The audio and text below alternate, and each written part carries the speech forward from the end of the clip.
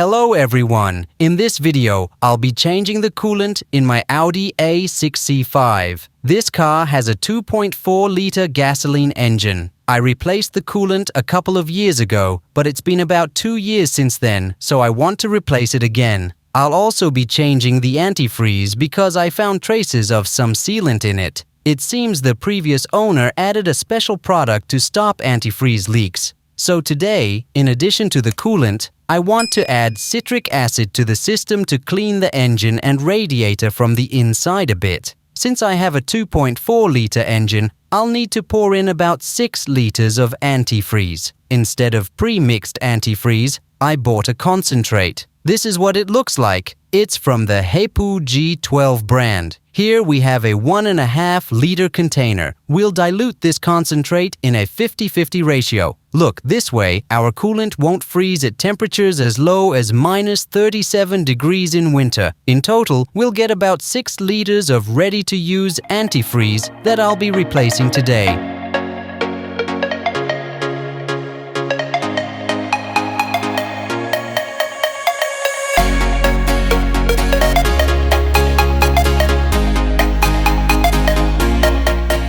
So I've put the car on the lift and now I'll drain the coolant. First, I'll unscrew the cap of the expansion tank. I'll wait for the car to cool down a bit so I don't burn myself when the liquid comes out. The car has cooled down a bit. Now I'm going down to the pit to find a hose with a sensor underneath the car. I need to remove the temperature sensor.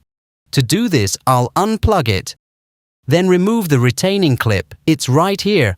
I'm pulling out the sensor because this is the lowest point in the cooling system, so this way I can almost completely drain the antifreeze. So I've removed the clip. This is what it looks like, and I'll put it back in the same way later.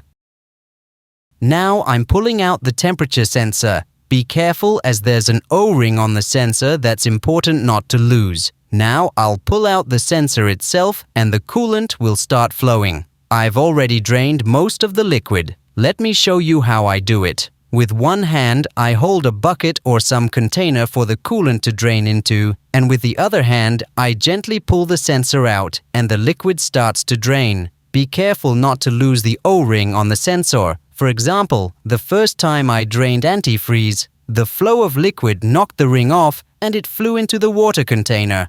Otherwise, I could have easily lost it and then wondered why I had a coolant leak there. Now let's take a look at the sensor. As you can see, there's a rust present. This shows that corrosion has started in the coolant, so this antifreeze definitely needs to be changed. I'm waiting for the coolant to drain. I have a bucket set up here.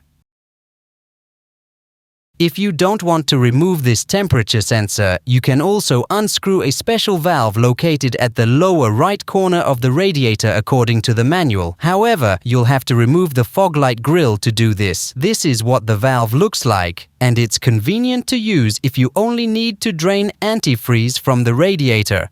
It's also very important to drain the coolant from the cylinder block. I'm currently under the car. Now we need to find the junction of the transmission and engine. At the junction we see 2 bolts. Here they are. We need to remove the one on the left to drain the coolant from the cylinder block. I've never removed this bolt before, so I'll try to do it now. So, look, I've removed the bolt from the cylinder block. This is what it looks like. I used a 6mm hex wrench to unscrew it. As you can see, there's an O-ring here that needs to be replaced with a new one according to the instructions. And this bolt should be tightened to a torque of no more than 20 Newton meters. After I removed the bolt from the engine, about 300 grams of antifreeze drained out. I'm sure that nobody in a service center would remove such bolts, but I wanted to do everything according to the maintenance manual for this car. So, almost all of the coolant has drained, and if you want, you can clean the cooling system with citric acid or another special product. And to finally get rid of the old coolant, you can lift the expansion tank and blow into it. This will help push out any remaining old antifreeze due to the airflow.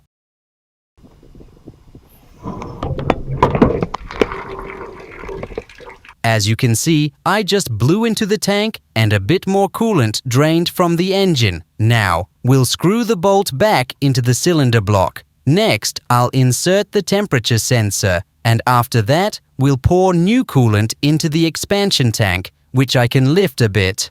Now, let me dilute the concentrate to get the necessary ratio of the new coolant. I have 3 liters of concentrate and some distilled water. I need to dilute 3 liters of concentrate with 3 liters of distilled water. I'll mix all this in this bucket. I take a 1.5 liter can of concentrate and pour it into the bucket, then fill the same can with distilled water. I'll repeat this procedure twice to measure out 3 liters of distilled water this way. I've poured the first can, which is 1.5 liters, into the bucket. Next, I'll pour this concentrate in again, another 1.5 liters, and once more, I'll add distilled water. This will give us a 50-50 ratio.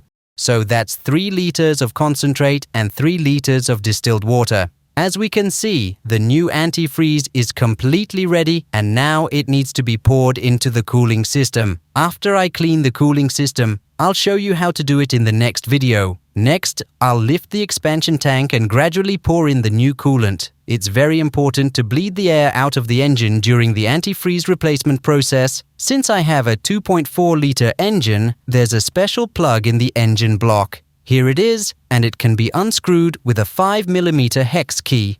I'll slightly unscrew the plug, and during the pouring of the coolant, air will escape through this plug. Next, I start pouring in the new antifreeze and watch until it begins to overflow from the unscrewed plug.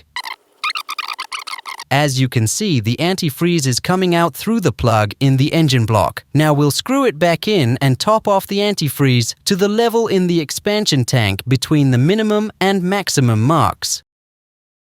So, I've filled the antifreeze to the right level and I tightened the plug for bleeding air from the engine with a torque of 15 Newton meters. As you can see, I have a very small amount of new antifreeze left in one of the cans from the initial 6 liters.